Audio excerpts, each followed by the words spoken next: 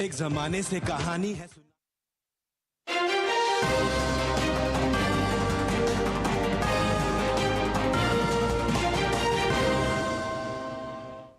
नमस्कार, आप देख रहे हैं डीडी न्यूज। दिन के 12 बज चुके और हम हाजिर हैं देश और दुनिया की बड़ी और अहम खबरों को लेकर। शुरुआत करते हैं बुलेटिन की टॉप हेडलाइंस के साथ। लोकसभा में प्रश्नकाल के दौरान विभिन्न मंत्रालयों से पूछे गए कई अहम सवाल।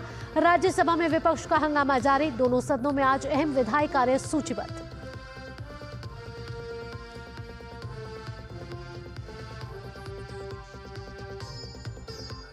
सुप्रीम कोर्ट में आज प्लेसेस ऑफ वर्शिप एक्ट पर सुनवाई। सीजेआई की अगुवाई वाली 3 जजों की विशेष पीठ करेगी सुनवाई। 1991 के अधिनियम की वैधता को दी गई है चुनौती।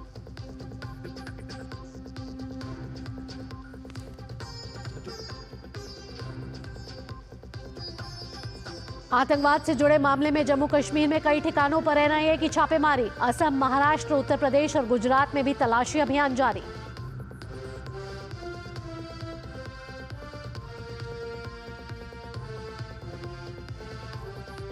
मौसम की खबरों में पहाड़ों में हिमपात के बाद राजधानी दिल्ली समेत पूरे उत्तर भारत में शीतलहर का प्रकोप।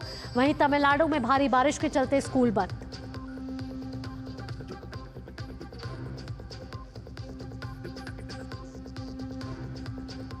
और विश्व शतरंज चैंपियनशिप का 14वां और फाइनल राउंड आज। भारत के डी गुकेश और चीन के डिंग लेरेन होंगे आमने सामने। गुकेश के पास सबसे युवा चैंपियन बनने का मौका।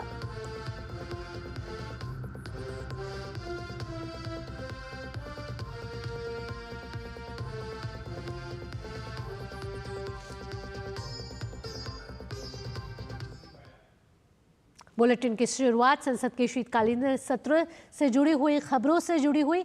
लोकसभा में आज प्रश्नकाल सुचारू रूप से चला। प्रश्नकाल के दौरान सड़क परिवहन और राजमार्ग मंत्रालय और ऊर्जा मंत्रालय से प्रश्न पूछे गए। इन सवालों में सड़क परिवहन और राजमार्ग मंत्रालय से पोर्ट कनेक्टिविटी हाईवे कॉरिडोर के संचालन और सड़क दुर्घटना में होने वाली मौतों के आंकड़ों से जुड़ा सवाल भी शामिल था। मंत्रालय से पूछे गए इन सवालों का जवाब केंद्रीय मंत्री नितिन गडकरी ने दिए। वहीं ऊर्जा मंत्रालय से जुड़े सवालों के जवाब केंद्रीय मंत्री मनोहर लाल ने दिए।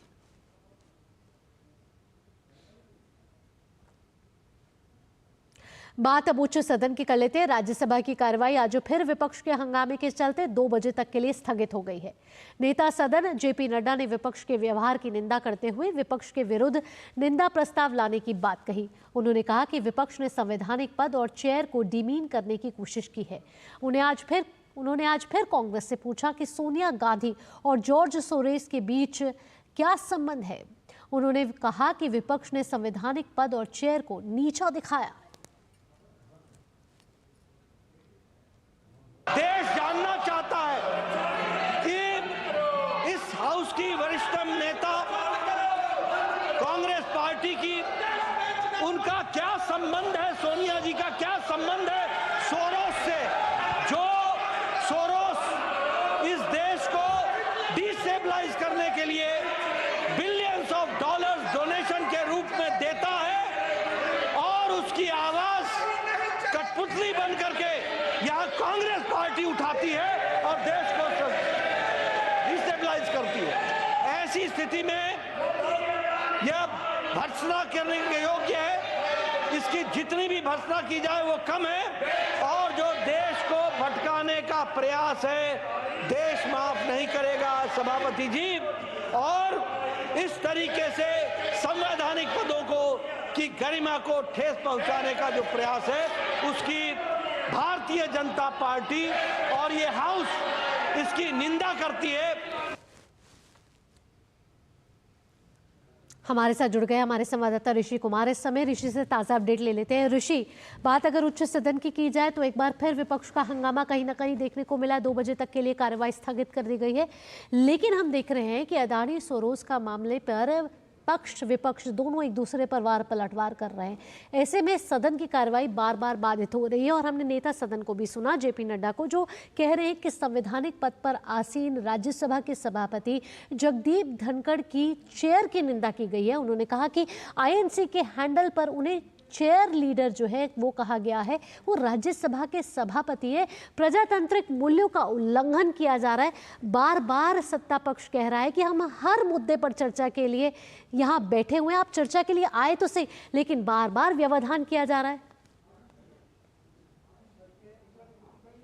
बिल्कुल, देखिए जहाँ तक राज्यसभा की बात करें तो राज्यसभा में आज एक बार फिर से गतिरोध देखने को मिला, जबकि इसमें हमने देखा कि सभापति ने साफ कहा कि जो नियम 267 के तहत जो कार्य स्थगन प्रस्ताव के नोटिस हैं, 6 नोटिस दिए गए थे, 6 नोटिस को उन्होंने अपने रूलिंग के तहत उसे खारिज किया और कहा कि पर्याप्त नियमों के तहत न होने के कारण उन्हें खारिज किया जाता है। साथ ही साथ उन्होंने कहा कि शून्यकाल का अवसर होता है, उसमें आप अपने मुद्दों को रख सकते हैं जी। लेकिन इस दौरान जब विपक्ष द्वारा लगातार हंगामा शुरू कर दिया गया तो ऐसे में नेता सदन ने भी सीधे तौर पर विपक्ष पर आरोप लगाया कि वो कहीं न कहीं जो कोशिश है उनकी जो सभापति हैं और जो देश के उपराष्ट्रपति हैं उनको उनकी मर्यादा के खिलाफ जो प्रेस कॉन्फ्रेंस करके उन्हें जो बात कही गई है उसकी उन्होंने निंदा की और कहा कि ये सदन की गरिमा के विरुद्ध है कि संवैधानिक पदों पर बैठे हुए व्यक्ति के लिए प्रेस कॉन्फ्रेंस करके उनके खिलाफ वक्तव्य दिए जाएं। तो ये कहीं ना कहीं संवैधानिक मर्यादाओं के खिलाफ है, जो लोकतांत्रिक मर्यादाएं हैं उनके खिलाफ है। तो इसके लिए उन्होंने सीधे तौर पर विपक्ष पर आरोप लगाया और साथ ही साथ उन्होंने पूछा कि क्या वो किसी एक मुद्दे से, जिसमें कि उन्होंने साफ तौर से आज सदन में नाम लेते हुए कहा कि उनकी जो नेता सोनिया गांधी हैं उनके जो संबंध हैं जॉर्ज सोरोस के साथ, उन संबंधों से ध्यान भटकाने के लिए क्या ये किया जा रहा है। तो कहीं ना कहीं सदन में इस दौरान काफ़ी हंगामा शोर शराबा देखने को मिला और सभापति ने तो जब नेता प्रतिपक्ष मल्लिकार्जुन खड़गे बोल रहे थे उनसे भी पूछा कि जब भी कोई बैठक बुलाई जाती है तो आप क्यों नहीं आते हैं। तो कहीं ना कहीं जो दोनों सत्ता पक्ष और विपक्ष के बीच में जो गतिरोध है वो तो बनाया हुआ ही है, लेकिन इस बीच जो विपक्ष के द्वारा सभापति के ऊपर जो उनके विरुद्ध जो बयान दिए गए हैं उसकी भी सदन में निंदा की गई। जी, साथ ही साथ ऋषिक, हम जेपी नड्डा को सुन रहे थे, नेता सदन, वो कह रहे थे कि आपने संवैधानिक पद पर आसीन सभापति की गरिमा का तो निंदा की है, साथ ही साथ आप मूल मुद्दों से भी भुटक रहे हैं। कहीं ना कहीं सदन सिर्फ अदानी वर्सेस सोरोस का हो गया है। मूल मुद्दे, जनता के मुद्दे, कई विधायी कार्य सूचीबद्ध हैं, कई बिलों को विचार और पारित करने के लिए पेश किया जाना है। अब 20 दिसंबर को संसद का शीतकालीन सत्र खत्म हो रहा है, बहुत ही कम समय बाकी है। ऐसे में संसद की जो प्रोडक्टिविटी, उत्पादकता, उस पर बहुत असर पड़ा है इस बार। बिल्कुल, देखिए खासतौर से राज्यसभा में देखें तो उत्पादकता के लिहाज से ये सत्र अभी तक अच्छा नहीं कहा जा सकता है। हमने देखा है कि लगातार जो व्यवधान हैं वो देखने को मिल रहे हैं। सिर्फ दूसरे सप्ताह के दौरान ही कुछ कामकाज देखने को मिला, कुछ विधायी कार्य आगे बढ़े, कुछ बिल पास हुए, लेकिन लोकसभा की तुलना में राज्यसभा में जो कामकाज है बहुत ज़्यादा प्रभावित हुआ है और इसी वजह से वहाँ जो विधेयक हैं वो पारित नहीं हो पा रहे हैं। सरकार की कोशिश है कि उन विधेयकों को पारित कराया जाए। कल हमने देखा था लोकसभा में विधेयक पारित हुआ, रेलवे संशोधन से विधेयक, संबंधित विधेयक। हालांकि एक दूसरे विधेयक जो आपदा प्रबंधन से संबंधित जो विधेयक पारित होने ही वाला था कि उस दौरान कुछ गतिरोध देखने को मिला, लेकिन लोकसभा की तुलना में अगर हम बात करें राज्यसभा में तो गतिरोध ज़्यादा देखने को मिल रहा है।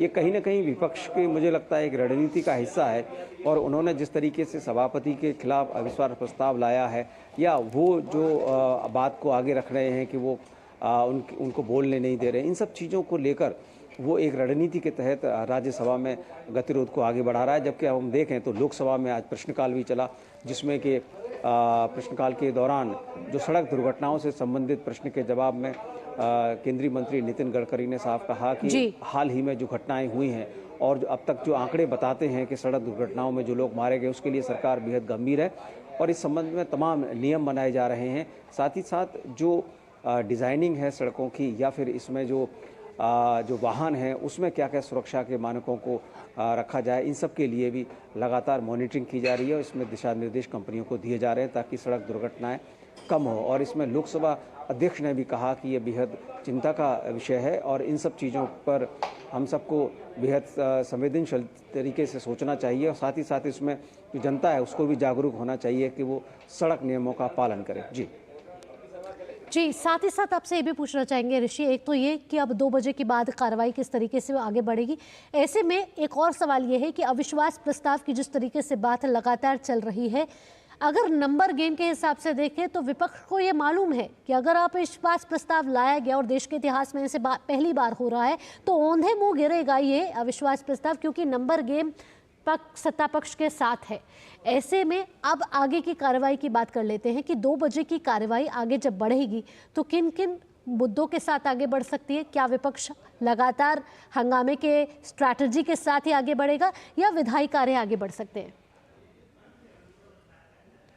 और इस समय ऋषि आपको एक पल के लिए रोकना चाहेंगे। इस समय केंद्रीय मंत्री अपना वक्तव्य दे रहे हैं। बात तो मैं ये बताना चाहता हूं कि खरगे जी जो इतने सीनियर लीडर हैं, उनको इतनी इल्म होना चाहिए, इतनी जानकारी होनी चाहिए कि the ruling of the chairman is final and the ruling of the chairman is unquestionable.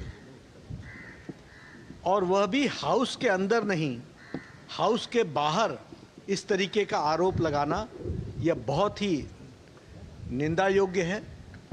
ये इसकी जितनी निंदा की जाए वो कम है। इसकी भर्त्सना करनी चाहिए और हम इसकी भर्त्सना करते हैं, कंडेम करते हैं, और ये बहुत ही, जिसे कहा जाए कि दुर्भाग्यपूर्ण है। एक बात और मैं कहना चाहता हूं कि खरगे जी को भरपूर मौका दिया गया है। उन्हें अपनी बात को रखने का मौका हाउस के अंदर भी दिया गया और उन्होंने ऑन रिकॉर्ड है कि कहा कि no, I will not speak. बाद में उनको चेंबर के अंदर निमंत्रित किया गया, एक बार नहीं अनेकों बार किया गया। वह चेंबर में आने से उन्होंने रिफ्यूज कर दिया। उन्होंने कहा no, I will not go to the chamber. इसलिए यह स्पष्ट हो जाता है कि कांग्रेस पार्टी का उद्देश्य हाउस को में कोऑपरेट न करने का है। यह स्पष्ट हो जाता है कि उनको प्रजातांत्रिक व्यवस्था और संसदीय प्रणाली पे विश्वास नहीं है और वह अराजकता लाने का प्रयास कर रहे हैं। एक तरीके से वहाँ पर वो इस तरीके की स्थिति खड़ा करना चाहते हैं ताकि संसदीय व्यवस्था में कार्य करने मुश्किल हो जाए। और इसलिए मैं इस बात की भी कंडेम करता हूँ, वो बीएससी के मीटिंग में नहीं आए। वो जब चेंबर के अंदर मीटिंग हुई है उसमें उन्होंने पार्टिसिपेट नहीं किया है। तो ये स्पष्ट बताता है कि उनका कोऑपरेशन, कांग्रेस पार्टी का कोऑपरेशन कदापि नहीं है। और उनके मुंह से संसदीय प्रणालियों की चर्चा करना ये हास्यास्पद है। ये मैं अगर आपको बताना चाहूँ तो आपके ध्यान में आया होगा कि वाइस प्रेसिडेंट ऑफ इंडिया एक संवैधानिक पोजीशन है। वह chairman of the house, Rajya Sabha भी होते हैं। उनकी मिमिक्री संसद के परिसर में हो और कांग्रेस का वरिष्ठतम नेता जो लीडर ऑफ द ऑपोजिशन इन लोकसभा है, राहुल गांधी, वो उसकी वीडियोग्राफी बनाए और उसको फिर से उकसाए कि हाँ फिर से कीजिए, फिर से कीजिए। मुझे तो ऐसा लगा जैसे मुझे कॉलेज के दिन याद आए, जो कॉलेज में यूनिवर्सिटी के बाहर विपक्ष और कॉलेज के लड़के जैसे करते हैं, उस तरीके की हरकत वो संसद के परिसर में संसद की गरिमा को ठेस पहुंचाते हुए करते हैं। और कांग्रेस पार्टी और उनकी वरिष्ठतम नेता सोनिया गांधी जी एक शब्द नहीं बोलती हैं। ये परंपराओं को ताक में रखने वाले लोग और परंपराओं को नीचे गिराने वाले लोग, एक नहीं अनेकों उदाहरण हैं जो इस बात को बताते हैं कि किस तरीके से इन लोगों ने प्रजातांत्रिक व्यवस्थाओं को चोट पहुंचाई है। ये सस्पेंड हुए हैं पार्लियामेंट के अंदर, कुर्सी पर चढ़ने का काम इन्होंने किया है, टेबल पर चढ़ने का काम इन्होंने किया है, पेपर फेंकने का काम इन्होंने किया है, पेपर संसदीय व्यवस्थाओं के कागजातों को फाड़ने का काम इन्होंने किया है। और ये संसदीय प्रणाली के मर्यादाओं के बारे में चर्चा करने या करते हैं, ये हास्यास्पद है। मैं यहाँ ये भी कहना चाहता हूँ कि कांग्रेस पार्टी मुद्दे को भटकाना चाहती है। They want to deviate and divert the issue. The issue is very clear that the countryman are very much disturbed जब उनको ये पता चलता है कि एक सज्जन, एक व्यक्ति जॉर्ज सोरोस नाम का, वो देश की स्टेबिलिटी को डिस्टर्ब करना चाहता है। वह देश को मुसीबत में डालना चाहता है, वह भारत की संप्रभुता को पर प्रश्न खड़े कर रहा है। और सोनिया गांधी जी जो forum of the leaders of the Asia Pacific की को चेयरपर्सन है, जो फंडेड है जॉर्ज सोरोस से, उनका क्या संबंध है ये देश जानना चाह रहा है। आज ये जो जॉर्ज सोरोस बड़े स्पष्ट शब्दों में कहता है कि मैं वर्तमान व्यवस्था को डिस्टर्ब करूंगा, जो कहता है कि मैं मोदी जी की गवर्नमेंट को पदच्युत करने के लिए, डिस्टेबलाइज करने के लिए मैं फंडिंग करूंगा, उनके साथ सोनिया गांधी जी का क्या संबंध है ये देश जानना चाहता है। इस मुद्दे को भटकाने के लिए इस तरीके का प्रयास कांग्रेस पार्टी कर रही है।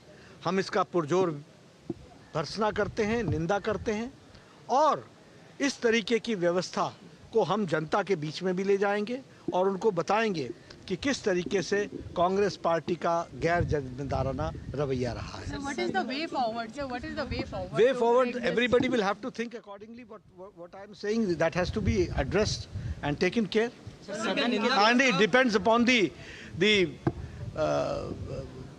जिसे बुद्धिमत्ता कहेंगे वो कांग्रेस पार्टी की बुद्धिमत्ता पर निर्भर करता है। सदन के दोनों सदनों में कॉन्स्टिट्यूशन पर महत्वपूर्ण चर्चा होनी है। हाँ, कॉन्स्टिट्यूशन हम तो चाहते हैं, होगी, करेंगे चर्चा। सरकार निंदा प्रस्ताव लाने के लिए चर्चा कर रही है, क्या गवर्नमेंट इज मलिंग? देखिए, हमने भर्त्सना की है, हमने निंदा की है और सब लोगों ने ताल ठोक करके यानी समर्थन किया है उसका, तो समर्थन ही है। इलाहाबाद हाईकोर्ट शेखर यादव के धन्यवाद।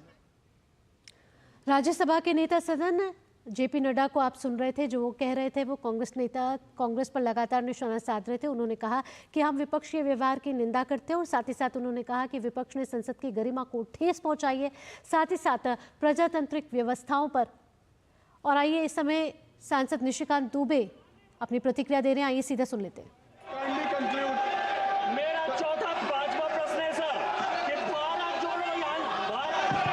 जोड़ो यात्रा में कांग्रेस ने कितना पैसा खर्चा किया और सोरोस फाउंडेशन सभा की कार्रवाई 1 बजे तक के लिए स्थगित दी जाती है। तो लोकसभा की कार्यवाही को भी स्थगित करना पड़ा और इससे पहले हम नेता सदन राज्यसभा के जेपी नड्डा को सुन रहे थे, जो बता रहे थे कि प्रजातंत्र की व्यवस्थाओं को ठेस पहुंचाने का काम कर रही है कांग्रेस। और उन्होंने कहा है कि जनता जानना चाहती है कि सोनिया गांधी और जॉर्ज सोरोस के बीच में क्या संबंध है, लेकिन कांग्रेस लगातार मुद्दे से भटकाना चाह रही है जनता को और बार बार हंगामे के चलते सदन की कार्यवाही में गतिरोध पैदा कर रही है, व्यवधान पैदा कर रही है, जिसकी वजह से सदन की कार्यवाही को बार बार स्थगित करना पड़ रहा है। साथ ही उन्होंने कहा कि सभापति की रूलिंग अंतिम होती है, लेकिन कल जिस तरीके से कांग्रेस की तरफ से प्रेस कॉन्फ्रेंस की गई है और राज्यसभा की सभापति की निंदा की गई है, ये बहुत ही निंदा की बात है। उन्होंने भाजपा ने इसकी कड़ी निंदा की है। साथ ही उन्होंने कहा है कि मूल मुद्दे से भटकाने का कोशिश का काम कर रही है इस समय कांग्रेस। और उन्होंने सोनिया गांधी और जॉर्ज सोरोस के संबंधों को लेकर कांग्रेस से स्पष्टता मांगी है संसद में, जिसको लेकर जेपी नड्डा ने कहा कि कांग्रेस मुद्दे से भटकाना चाह रही है लोगों को और उन्होंने कहा कि सभापति की मिमिक्री कर रही है। उन्होंने ये भी साथ साथ में कहा कि आईएनसी के हैंडल से राज्यसभा के सभापति को चीयर लीडर कहा गया है, ये भी बेहद ही निंदनीय बात है। सदन की गरिमा को ठेस पहुंचाई जा रही है, ये कहना है नेता सदन राज्यसभा जेपी नड्डा का, जिन्होंने कांग्रेस पर जोरदार हमला बोला है। आपको पता है कि संसद का शीतकालीन सत्र इस समय चल रहा है, 25 नवंबर से ये सत्र चल रहा है, 20 दिसंबर तक ये सत्र चलना है। ऐसे में कई बार गतिरोध पैदा किया जा रहा है और इसके कारण सदन की कार्यवाही को बार बार स्थगित करना पड़ रहा है, जिससे सदन की जो कामकाज की उत्पादकता है उस पर भी भारी असर पड़ रहा है। आज भी कई विधायी कार्य सूचीबद्ध है, लेकिन सदन की कार्यवाही में बार बार व्यवधान होने की वजह से सदन की कार्यवाही को बार बार स्थगित किया जा रहा है। हमारे संवाददाता ऋषि कुमार हमारे साथ लगातार जुड़े हुए हैं। ऋषि, लोकसभा की कार्यवाही को भी स्थगित कर दिया गया है, राज्यसभा की इस कार्यवाही 2 बजे तक के लिए स्थगित है। ऐसे में हम अभी सुन रहे थे नेता सदन जेपी नड्डा को, जो बता रहे थे कांग्रेस पे लगातार जोरदार हमला बोलते हुए नजर आ रहे थे कि प्रजातांत्रिक व्यवस्थाओं का उल्लंघन कर रही है कांग्रेस। संवैधानिक पद पर आसीन राज्यसभा के सभापति जो इस समय उनकी गरिमा को ठेस पहुंचाई है। कल प्रेस कॉन्फ्रेंस का उन्होंने जिक्र किया, साथ ही साथ उन्होंने कहा कि उनकी मिमिक्री उड़ाई जा रही है और उन्होंने साथ ही साथ सोनिया गांधी और सरोज के संबंधों पर भी सवालिया निशान खड़ा किया। बिल्कुल, जैसे आपने बताया कि अभी जो प्रेस कॉन्फ्रेंस एक तरीके से नेता सदन जेपी नड्डा ने की और उसमें साफ तौर से उन्होंने दो नेताओं को टारगेट किया और साफ कहा कि इन दोनों का जो व्यवहार है वो संसदीय परंपराओं के खिलाफ है। एक तो उन्होंने नेता सदन ने जो नेता प्रतिपक्ष है मल्लिकार्जुन खड़गे, उनके ऊपर सीधा हमला बोला और कहा कि न तो वो किसी बैठक में आते हैं और सभापति के द्वारा जो बैठक बुलाई जाती है जिससे कि समन्वय हो सके, मुद्दों को आगे बढ़ाया जा सके, उसमें वो शामिल नहीं होते हैं और आरोप लगाते हैं कि जो सभापति हैं उन्हें बोलने नहीं देते हैं। उन्होंने कहा कि हमेशा उनको बोलने का अवसर दिया गया है, लेकिन अक्सर उन्होंने जो सभापति हैं उनका अपमान किया है और उनके खिलाफ बात की है। कल उन्होंने जो प्रेस कॉन्फ्रेंस की उसमें भी उन्होंने यही किया। एक तरीके से जो नेता सदन है उन्होंने भारतीय जनता पार्टी की तरफ से एक निंदा प्रस्ताव भी सदन में रखने की बात कही और कहा कि कहीं ना कहीं जो कांग्रेस है वो जॉर्ज सोरेस और सोनिया गांधी के जो संबंध हैं और जो देश को अस्थिर करने के जो प्रयास किए जा रहे हैं उसको छिपाने के लिए इस तरीके के गतिरोध कर रही है और एक डिस्टेबलाइज सदन को करने की कोशिश कर रही है। उन्होंने सीधे तौर पर आरोप लगाया कि एक तरफ देश को डिस्टेबलाइज किया जा रहा है तो वहीं सदन को भी डिस्टेबलाइज करने की कोशिश की जा रही है। दूसरी तरफ उन्होंने राहुल गांधी पर भी हमला बोला और कहा कि वो एक कॉलेज के जो हालात होते हैं जिसमें कि मिमिक्री की जाती है और जो व्यवहार किया जाता है उस तरीके का गरिमा से रहित व्यवहार वो यहाँ पर सदन में कर रहे हैं और देश की राजनीति में भी उन्होंने उन पर आरोप लगाया कि बार-बार तो लोकसभा की कार्यवाही 1 बजे तक के लिए स्थगित कर दी गई है ऋषि। इसके साथ राज्यसभा की कार्यवाही को भी 2 बजे तक के लिए स्थगित करना पड़ा। ऐसे में विपक्ष के हंगामे के बीच दोनों सदनों की कार्यवाही को कुछ देर के लिए स्थगित किया गया है। ऋषि, आपसे आगे भी अपडेट लेते रहेंगे। फिलहाल इन सभी अपडेट के साथ आपका धन्यवाद। यहाँ रुकेंगे एक छोटे से ब्रेक के लिए। ब्रेक के बाद भी खबरों का सिलसिला यूं ही जारी रहेगा।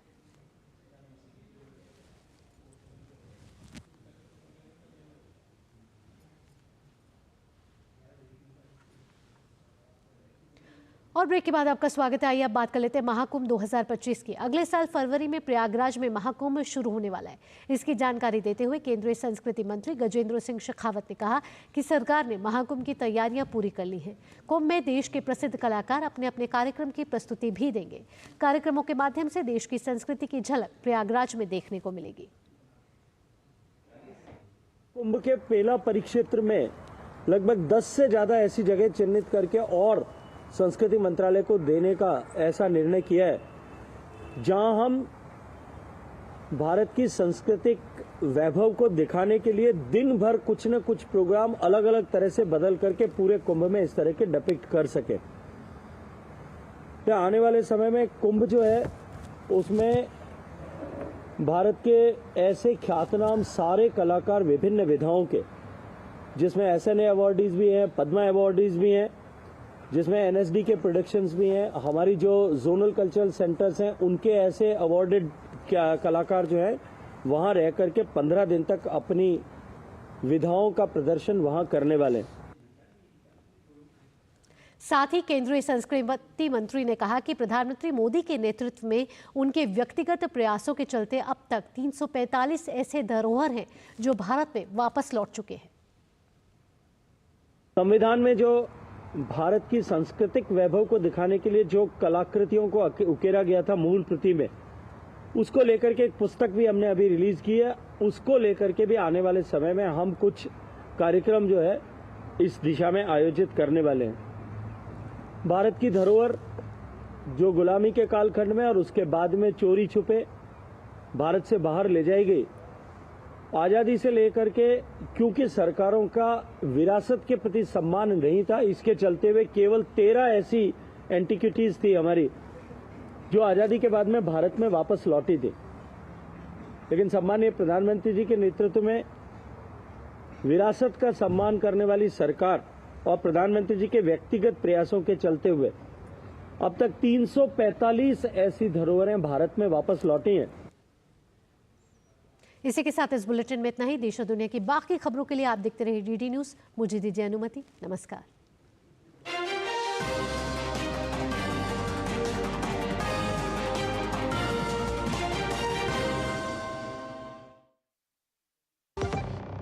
को पैम्पर